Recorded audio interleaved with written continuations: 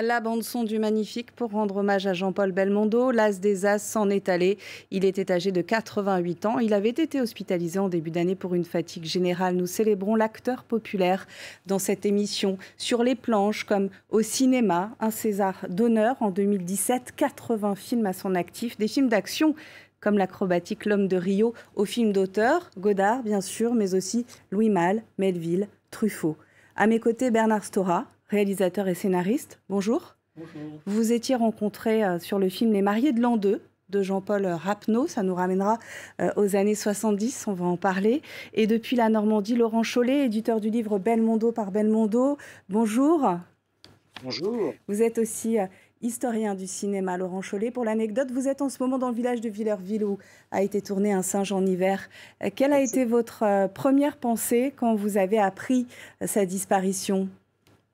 Et je savais Jean-Paul Belmondo effectivement très fatigué, mais bon voilà, toujours l'appréhension effectivement du moment où la terrible nouvelle tombe. Et j'étais justement en train de rentrer à Villerville, là même où il y a dans quelques jours 60 ans démarré le tournage d'Un singe en hiver, effectivement avec Jean-Paul Belmondo et Jean Gabin. Et vous, Bernard Stora ? Moi, j'ai pensé au rire de Jean-Paul.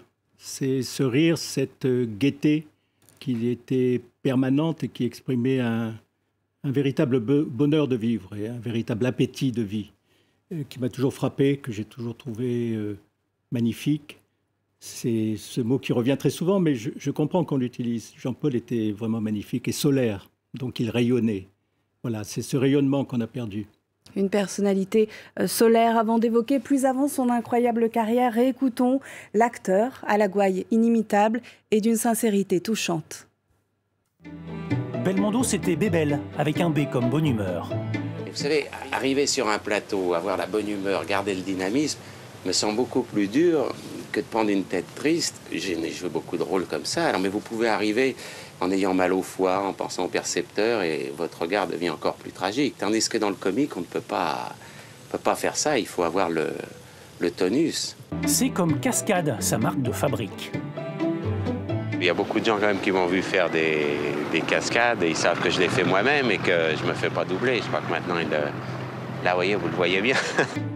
Est-ce comme sport, sa seconde passion? Il faut vivre un peu comme un sportif.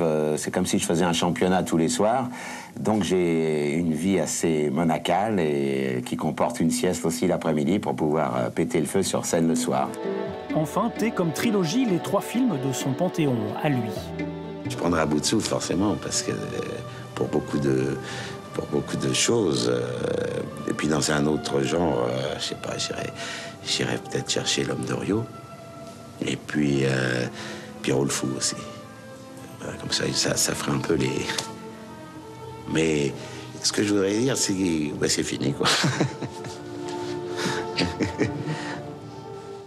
Et il vous émeut toujours, hein, Bernard Stora. Quel était votre film préféré à vous? Oh, évidemment, on est obligé de citer À bout de souffle. Écoutez, c'était magique. C'était l'arrivée d'un personnage unique, totalement inconnu dans le cinéma français. Donc c'était un souffle nouveau qui soufflait. Voilà, je crois que ça reste quand même le film phare et formidable de Belmondo. Oui, c'était en 1960, À bout de souffle, de Jean-Luc Godard, jeune, avec Jean Seberg. Le rôle de Michel Poicart le propulse en haut de l'affiche du cinéma français et à l'international. On regarde un extrait. Si vous n'aimez pas la mer, si vous n'aimez pas la montagne, si vous n'aimez pas la ville, allez vous faire foutre. Oh oh! Des petites filles qui font de l'autostop. D'accord, je stoppe et je facture un baiser du kilomètre. Voilà, ça c'est un film de la nouvelle vague, en perpétuel mouvement, en lumière naturelle, un film qui marque une rupture avec les tournages en studio. Il apparaît spontané, tellement nonchalant et décontracté. Son corps incarnait la liberté, le jeu libre. Il a révolutionné le jeu d'acteur Belmondo, Laurent Chollet. Complètement bouleversé le jeu d'acteur à partir d'À bout de souffle, c'est-à-dire qu'on a été jusque-là, d'une part avec des physiques de ce qu'on appelle de jeunes premiers, donc des profils grecs, voilà. C'était la génération Gérard Philippe, et puis ensuite Jacques Charrier, etc.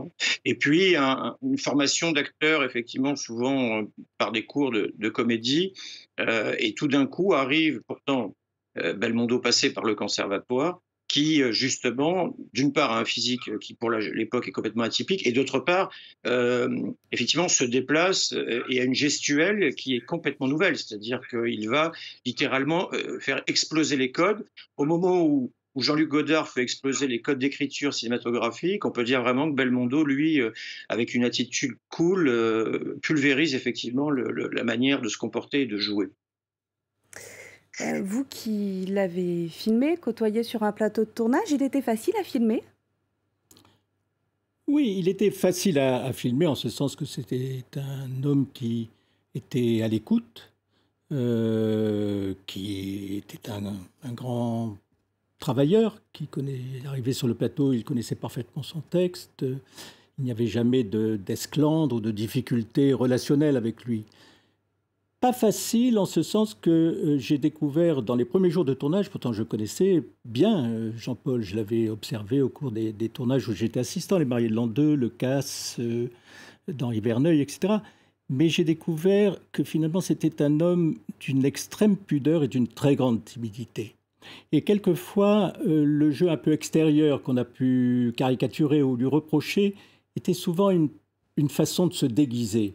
Et il suffisait, j'ai pris l'habitude d'ailleurs de le faire, d'aller le voir et de lui dire Jean-Paul peut-être, et il disait tout de suite oui, je sais. Et la deuxième prise, il était, à mon avis, bien meilleur et très mesuré, c'était un acteur extrêmement nuancé qui était capable d'amener beaucoup de nuances dans son jeu. Coulisses de tournage, l'hommage du monde culturel et politique est unanime. Il restera à jamais le magnifique tout en panache et en éclat de rire pour le chef de l'État. Emmanuel Macron, un hommage national, sera rendu à Jean-Paul Belmondo jeudi aux Invalides. Alain Delon, son partenaire dans l'inoubliable Borsalino, s'est dit complètement anéanti par la mort de son ami. On va écouter maintenant Denis Villeneuve, le réalisateur canadien, est à Paris pour présenter son film Dune. Écoutez sa réaction. C'est un comédien que j'adorais, c'est un grand monument du cinéma français, mais à l'international, c'était quelqu'un aussi que tout le monde aimait. Je veux dire, moi, c'est M. Belmondo, je l'associé à la nouvelle vague. C'est toujours Pierrot le Fou dans mon esprit. C'est avec une tristesse, mais en même temps, quelle carrière exceptionnelle. Intéressante cette réponse du réalisateur canadien parce qu'on voit l'influence de Belmondo sur le cinéma outre-Atlantique. Steven Spielberg, par exemple, avait cité L'Homme de Rio qu'il avait vu 9 fois adolescent en inspiration pour Indiana Jones. Laurent Chollet, qu'a-t-il apporté au cinéma à l'extérieur de nos frontières ? Alors c'est vrai qu'on oublie souvent, on a plutôt tendance à penser immédiatement à Alain Delon, Brigitte Bardot en termes de notoriété à l'international. D'abord parce que Jean-Paul Belmondo, était, comme le disait très justement Bernard Sora, était très pudique et c'est certainement pas lui qui allait le rappeler. Mais L'Homme de Rio et Les Tribulations d'un Chinois en Chine ont été à l'époque exportés avec succès dans plus de 40 pays, 45 pays. Et dès le milieu des années 60, Jean-Paul Belmondo a été vraiment connu dans le monde entier et cette notoriété et cette popularité, en fait, n'a jamais cessé. Alors c'est vrai que d'abord, il y a encore une fois, il y avait cette nouvelle façon de jouer. Ensuite, il y a un autre aspect qui a beaucoup impressionné de par le monde, c'est qu'il faisait ses cascades, bien avant Jackie Chan, qui d'ailleurs a toujours revendiqué sa fascination pour Belmondo et qui fera de même. C'était le premier acteur qui, effectivement, tenait absolument à faire la totalité de ses cascades. Et puis, c'est vrai que sur tous les continents, et en particulier en Amérique du Nord, Belmondo a très tôt été une icône. C'est assurément un acteur, par exemple, pour Robert De Niro, qui est la référence absolue. Et comme le disait très joliment d'ailleurs lors de l'hommage qui avait été rendu à Jean-Paul Belmondo en 2013 au Festival Lumière à Lyon, Quentin Tarantino, Tarantino disait dans À bout de souffle, Jean-Paul Belmondo regarde un poster de Humphrey Bogart et rêve d'être lui. Et nous, collégiens et tous les cinéphiles, dans les 20 années durant, nous avons regardé un poster de Jean-Paul Belmondo et on a rêvé d'être lui. C'est très beau, effectivement. Belmondo, très connu, très populaire, vous l'avez dit, pour ses talents de cascadeur. Bernard Stora, vous étiez aux premières loges, justement, pour le tournage du film Le Casse d'Henri Verneuil. Il a été, Jean-Paul Belmondo, le premier héros d'action du cinéma français. Comment se préparait-il ? Il se préparait, comme il l'a dit tout à l'heure, je crois qu'il menait une vie de sportif. Il aimait ça, il était magnifiquement bâti, il cultivait ses muscles. Voilà, donc il menait une vie régulière, il s'alimentait bien, il dormait, il faisait ce que font les sportifs. Et je crois que c'est à partir...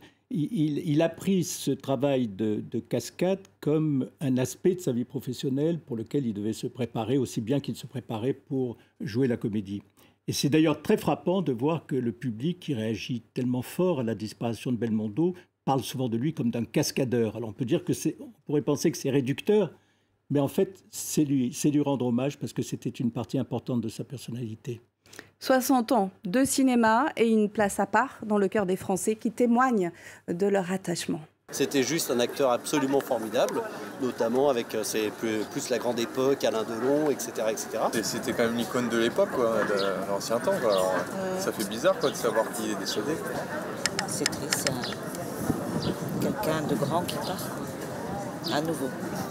Voilà, Laurent Chollet, sa marque, c'était les cascades. Il ne faudrait pas non plus le réduire seulement à cet aspect de sa personnalité. C'était une personnalité forte, complexe, qui à ses débuts n'avait pas le physique de l'emploi d'ailleurs. Non, qui n'avait pas le physique de l'emploi, qui effectivement naît en même temps que la Nouvelle Vague, et qui va en fait mener, dans le courant des années 60, il tourne quand même 34 films dans la seule décennie des années 60, à la fois des films d'auteur et de grands films populaires. On parlait notamment de L'Homme de Rio. Et puis, sous l'influence du fondateur de l'agence Armédia, Gérard Lebovici, qui sera un de ses amis les plus proches, il va se laisser convaincre par le fait de créer sa propre société de production en 1971, qu'il appellera Cerrito, en hommage à sa grand-mère. Et là, Jean-Paul Belmondo est également lié à partir de cette époque à quelqu'un qui va avoir un rôle déterminant jusqu'au milieu des années 80, qui est René Château, qui s'occupera notamment de la communication de Jean-Paul Belmondo, et qui d'ailleurs fera que Jean-Paul Belmondo, depuis les artistes associés, c'est-à-dire Charlie Chaplin, Douglas Fairbanks et Mary Pickford, sera le premier acteur à partir du début des années 80 à distribuer également ses films. Et donc Jean-Paul Belmondo va produire quand même 25 des 80 films qu'il a tournés. Donc on peut dire qu'à partir du début des années 70, il y a vraiment une prise en main totale des sujets, du choix des réalisateurs, du casting, scénaristes, etc. etc. Et c'est vrai que là, c'est l'époque où Belmondo devient authentiquement, d'une part, l'acteur le plus populaire du cinéma français, puisqu'il battra tous les records de fréquentation, et d'autre part, une marque, c'est-à-dire que Belmondo, c'est en haut de l'affiche, c'est écrit en très gros, c'est parfois même écrit en plus gros que le titre du film, assurément en plus gros que le nom des autres acteurs ou même du réalisateur, et c'est l'époque où pendant 15 ans, les Français vont voir le dernier Belmondo chaque année. Merci infiniment, Laurent Chollet, pour votre participation à cette émission. Merci pour votre éclairage et vos souvenirs de plateau. Bernard Stora, c'est déjà la fin de cette émission. Merci à vous de l'avoir suivi. À retrouver sur france24.com et tous nos réseaux sociaux. Comme d'habitude, on se quitte en images avec quelques scènes savoureuses de Jean-Paul Belmondo au sommet de son art.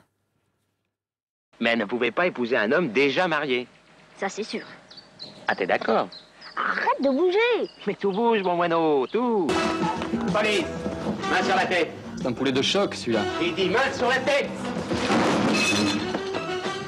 Tu peux y aller, je suis vierge. Continue, connard, et tu vas être vierge et martyr. Terrifiant et marrant, nocturne et diurne, solide et insolite, beau comme tout.